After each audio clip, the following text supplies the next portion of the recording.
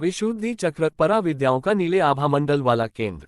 ये चैनल धार्मिक और अन्य महत्वपूर्ण जानकारियों से संबंधित चैनल है।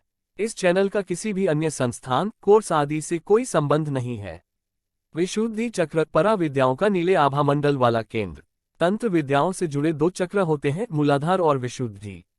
विशुद्धि चक्र सक्रिय होने से आभामंडल नीला हो जाता है। जानते हैं इस चक्र की विशेषताओं के बारे में। विशुद्धि का बुनियादी अर्थ होता है छलनी यानी फिल्टर। विशुद्धि ऐसा आयाम है जिसे हम आमतौर पर अनदेखा करके पार कर जाते हैं। दरअसल अगर आपका विशुद्धि चक्र सक्रिय हो गया तो इसका एक आयाम ये भी है कि आप पराविद्याओं, तंत्र विद्या को अच्छे से जान जाते हैं। अगर आप अनाहत को छोड़ दें तो स्वाभाविक रूप से आप विशुद्धि पर जाकर रुकेंगे। विशुद्धि पराविद्याओं, तंत्र से जुड़ी विद्या का केंद्र है। अगर आप अपनी विशुद्धि पर कुछ महारत हासिल कर लेते हैं तो आप एक अलग लेवल पर काम करने लगते हैं और तब आपके आसपास के लोगों को लगता है कि आप एक परामानव हैं। लेकिन ऐसा इसलिए हो रहा है क्योंकि आपने काम करने के एक अलग आयाम को अपना लिया। कई मायनों में आदियोगी शिव का केंद्र विशुद्धि चक्र है। ऐसे कई नाम हैं जो उनके अपनी विशुद्धि चक्र पर महारत हासिल करने की वजह से पड़े हैं। शिव को विषकंठ और नीलकंठ भी कहते हैं। अगर आप अनाहत को छोड़ दें तो स्वाभाविक रूप से आप विशुद्धि पर जाकर रुकेंगे। विशुद्धि पराविद्याओं, तंत्र से जुड़ी विद्या का केंद्र है। पराविद्याएं दो तरह की होती हैं, मूलाधार कोटि की पराविद्या और विशुद्धि कोटि की पराविद्या। आदियोगी विशुद्धि से जुड़ी पराविद्या के महारथी थे, इसीलिए उनका कंठ नीला हो गया था। भगवान शिव को विशुद्धि पर महारत हासिल थी। अगर आप जीसस की चर्चा करेंगे तो लोग उनके बारे में सबसे पहली चीज कहेंगे वह पानी पर चलते थे। इसी तरह से शिव ऐसी चीजें करने के लिए जाने जाते हैं जिन्हें आमतौर पर लोग असंभव या आम आदमी की क्षमताओं से परे की चीज मानते थे। जिन लोगों में आवश्यक चेतना थी, उन लोगों ने जब इन हस्तियों को देखा तो उन्हें उनमें एक नीला आभामंडल दिखाई दिया। इसलिए लोगों ने शिव को उनकी विशुद्धि की महारत की वजह से पहचानना शुरू कर दिया, जबकि उनकी दूसरी खूबियां इतनी सूक्ष्म थीं कि लोगों का ध्यान उनकी ओर गया ही नहीं। लोगों का ध्यान अजीबोगरीब चीजों पर जाता है। अगर लोगों को विशुद्धि साधना दे दी जाए तो आप बहुत से अजीबोगरीब लोगों को तैयार कर लेंगे।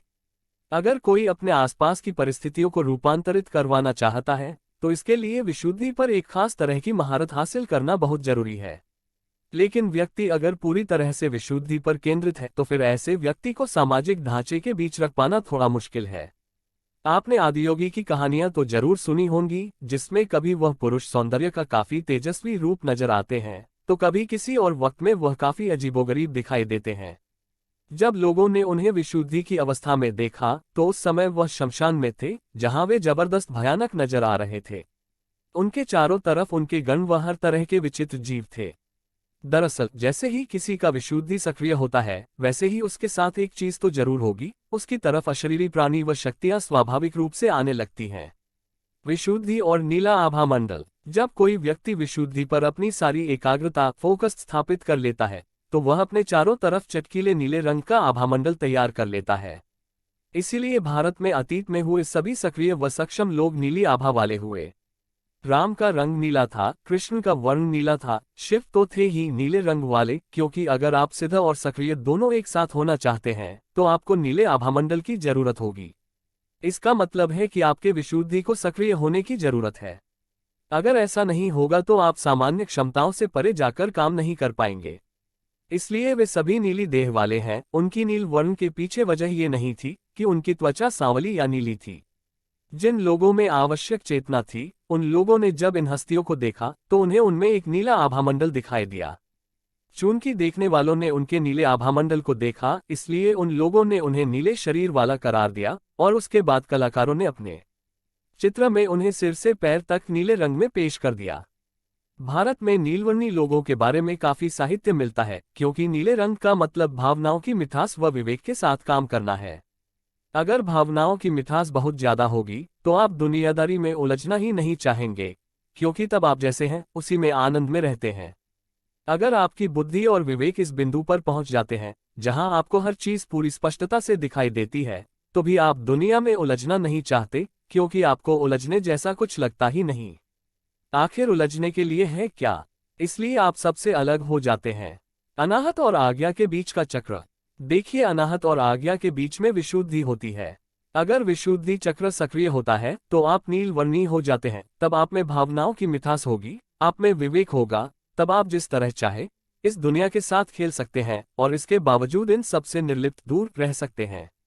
तब आप दूसरे तरह के प्रेम संबंधों में होते हैं जहां आप किसी चीज या व्यक्ति से प्रेम नहीं करते। इसका मतलब ये हुआ कि आपकी भावनाएं पूरी तरह आपकी हैं, या कहें आपके काबू में हैं, आप जैसे चाहें इनका इस्तेमाल कर सकते हैं। ऐसे में अगर आप थोड़ी बहुत कड़वाहट से गुजर रहे होंगे तो आपको पता होगा कि यह आप पर क्या असर डाल रही है।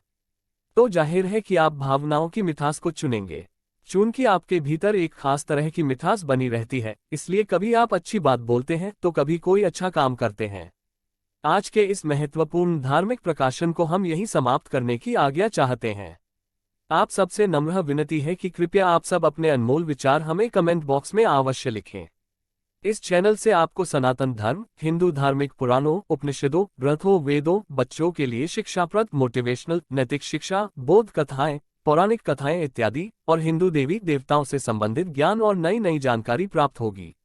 ये चैनल ज्ञान का खजाना है जो अधिकांश ज्ञान और जानकारी प्रदान करता है जो किसी व्यक्ति के लिए खुद को सही ढंग से समझने और उनके आसपास की दुनिया को समझने के लिए महत्वपूर्ण है। जीवन के बारे में आपको जो कुछ भी जानने की जरूरत है वह इस चैनल में है, लगभग सब कुछ। इस चैनल को अपने दोस्तों रिश्तेदारों में शेयर करें और सब्सक्राइब करें। सनातन धर्म व भारतवर्ष के हर पहलू के बारे में हर माध्यम से जानकारी जुटाकर उसको संपूर्ण व सत्य रूप से आप लोगों तक पहुंचाना मेरा उद्देश्य है। यदि किसी भी विषय में मुझसे किसी भी प्रकार की कोई त्रुटि हो तो कृपया इस लेख के नीचे टिप्पणी कर मुझे अवगत करें।